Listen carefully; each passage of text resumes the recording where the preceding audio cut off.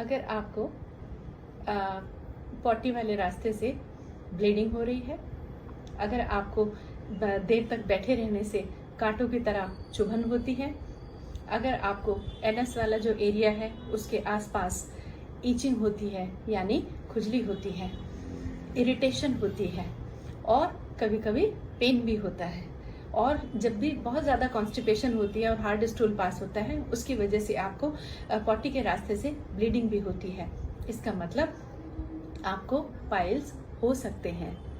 Piles दोनों तरह के होते हैं, बाहर की तरफ भी जिन्हें हम एक्सटर्नल पाइल्स कहते हैं और अंदर की तरफ भी जिन्हें हम इंटरनल पाइल्स कहते हैं। 6 o'clock पर, 9 o'clock पर, 12 o'clock पर कई सारे भी हो सकते हैं और 1 या 2 भी हो सकते हैं। ऐसे स्किन के टैग जो बाहर की तरफ हाथ लगाने से महसूस भी होते हैं और अंदर की तरफ भी होते हैं, तो वो पॉटी वाला जो रास्ता है उसको ऑब्स्ट्रक्ट कर देते हैं, उसको रोक देते हैं या रास्ते को छोटा कर देते हैं। तो जब भी लगते हुए पॉटी उसमें से आती है, पेशेंट फील्स बहुत ही इरिटेबल सिचुएशन पेशेंट्स के लिए हो जाती है। तो इसका मतलब आपको पाइल्स है। पाइल्स दोनों तरह के हैं, ब्लीडिंग पाइल्स भी और नॉन ब्लीडिंग पाइल्स भी, पेनफुल भी और नॉन पेनफुल भी, इंटरनल भी और एक्सटर्नल भी।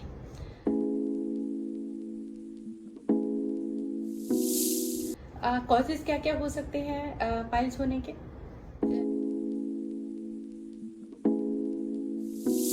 जो थ्रू आउट प्रेगनेंसी जो लेडीज कॉन्स्टिपेटेड रहती हैं उनको पाइल्स डेवलप हो जाते हैं डिलीवरी तक जाने तक, क्योंकि उनकी जो वेन्स हैं वो सब स्वलन हो जाती हैं और वहां पे क्रॉनिक कॉन्स्टिपेशन की वजह से उनको पाइल्स डेवलप हो जाते हैं। जिनके लॉन्ग सिटिंग आवर्स हैं, बहुत घंटों घंटों घंटों जो लोग बैठे बैठे ही काम करते हैं, उनको भी पाइल्स हो सकते हैं।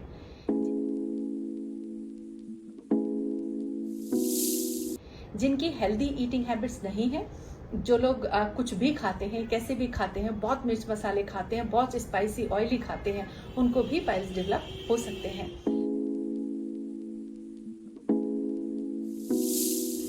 हेरिडिटरी जो है, जिनकी फैमिली हिस्ट्री है, उनको भी पाइल्स बहुत तंग करते हैं।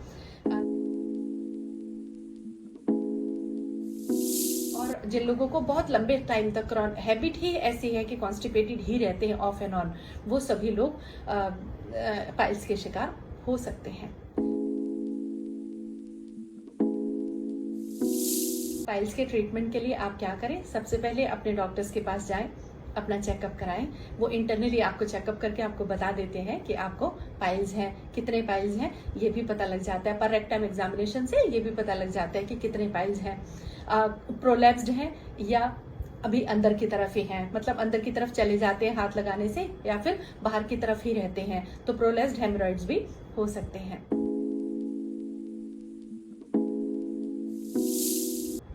ब्लीडिंग को भी चेक करना जरूरी है। ब्लीडिंग कहाँ से हो रही है? ब्लीडिंग रेक्टम से हो रही है, ब्लीडिंग वेजाइना से हो रही है, ब्लीडिंग कहाँ से हो रही है ये भी चेक करने से ही पता लगता है। तीसरा, ट्रीटमेंट के बारे में बात करते हैं। आयुर्वेदा में बेस्ट मेडिसिन अवेलेबल हैं जो हमारे ब्लीडिंग पाइल्स और नॉन ब्लीडिंग पाइल्स को दे root out the root cause. आपके लाइफ स्टाइल को भी ठीक करते हैं, आपकी हेल्दी हैबिट्स भी, ईटिंग हैबिट्स भी ठीक करते हैं, आपकी क्रॉनिक कॉन्स्टिपेशन को भी दूर करते हैं, जो आपके पाइल्स के टैग हैं उनको जड़ से भी सुखाते हैं। और आयुर्वेदिक मेडिसिन बहुत इफेक्टिव हैं पाइल्स के टैग को रिड्यूस करने के लिए। कचनार गोगल है, अर्शकुठार रस है, बहुत सारी ऐसी हर्ब्स हैं, त्रिफला है, बहुत सारी ऐसी हर्ब्स हैं जो बहुत अच्छा काम करती हैं पाइल्स को रूट आउट द रूट को जड़ से ठीक करने में। और आपको क्या करना है? आपको लिक्विड डाइट्स अच्छे से लेना है, स्पाइसी ऑयली जो खाना है उसको अवॉइड करना है। अपनी अगर आपका वेट ज्यादा है, ओवरवेट लेडीज को, ओवरवेट लोगों को पाइल्स बहुत जल्दी डेवलप होते हैं, तो आपको अपने वेट को भी कंट्रोल करना है।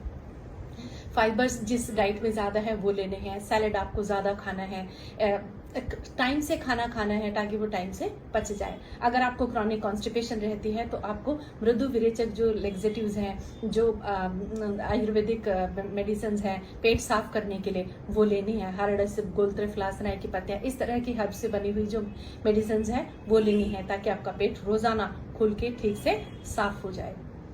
और लगाने के लिए भी काशी शादी तेल जैसी चीजें हैं, लगाने के लिए भी बहुत अच्छी दवाइयां अवेलेबल हैं। सो अपने कॉन्स्टिपेशन से रिलेटेड, सीवियर कॉन्स्टिपेशन से रिलेटेड और पाइल से रिलेटेड किसी भी प्रॉब्लम के लिए अपने डॉक्टर से आज ही कंसल्ट करें। We are always there, always happy to help you with all the medicines with pure herbs, no side effects, no after effects, highly effective, result oriented, tried and tested treatment.